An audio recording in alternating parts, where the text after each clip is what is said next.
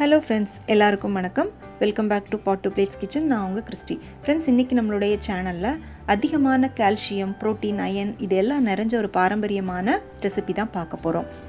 இது பார்த்திங்கன்னா நம்ம ராகி, எள், வேர்க்கடலை, வெல்லம் இதெல்லாம் சேர்த்து பண்ணியிருக்கோம். இது எல்லாமே இரும்பு சத்துக்கள் அதிகமாக இருக்கிற உணவுப் பொருட்கள். இதை நம்ம தொடர்ந்து சாப்பிட்டுட்டே வந்தோம் அப்படின்னா கண்டிப்பாக நம்மளுடைய உடம்புல ரத்தம் அதிகமாக ஊறும். அதனால் ஹீமோக்ளோபின் லெவல் ரொம்ப வேகமாகவே உங்களுக்கு அதிகரிக்கும். அதனால் 6லேருந்து 60 வயசு வரை எல்லாருமே இதை நீங்கள் தாராளமாக செஞ்சு சாப்பிட்லாம். வாங்க இப்போ எப்படி பண்ணுறதுன்னு பார்க்கலாம்.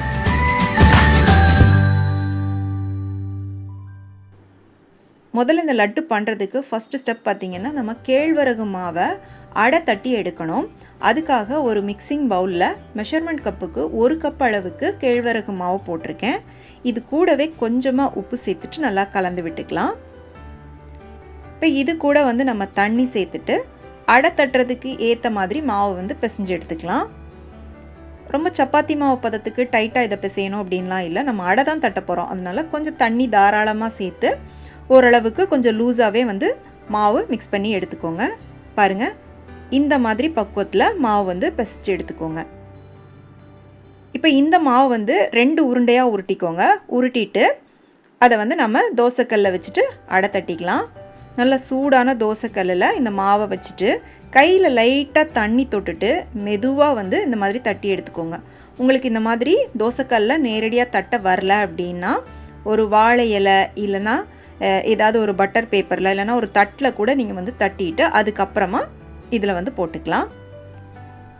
இப்போ அடை தட்டியாச்சு. இப்போ ஒரு பக்கம் கொஞ்சம் வேகட்டும்.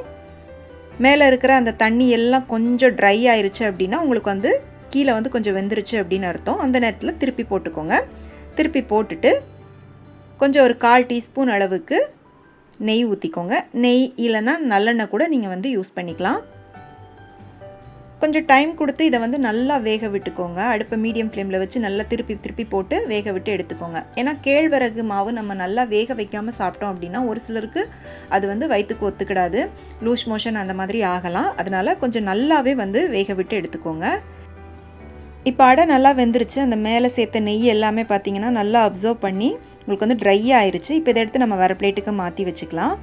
நீங்கள் அடையை பிச்சு பார்க்கும்போது உள்ளே மாவாக இல்லாமல் நல்லா அது வெந்திருக்கணும். வேகாமல் இருந்துச்சுன்னா திரும்பவும் போட்டு கொஞ்சம் வேக விட்டுக்கோங்க. இப்போ இதை நம்ம சின்ன சின்னதாக பிச்சு போட்டுக்கலாம். சின்ன சின்னதாக பிச்சு போட்டோம் அப்படின்னா சீக்கிரமாக ஆறும். ஆறுனதுக்கு அப்புறமா தான் நம்ம இதை மிக்சியில் போட்டு லைட்டாக அரைக்கணும். இப்போ இதை ஆறட்டும். அதுக்குள்ளே மற்ற பொருட்கள் என்னென்ன அப்படிங்கிறத பார்க்கலாம். இதில் பார்த்திங்கன்னா நம்ம எந்த கப்பில் மாவு அளந்தோமோ அதே கப்புக்கு 1/2 கப் அளவுக்கு வேர்க்கடலை எடுத்திருக்கேன்.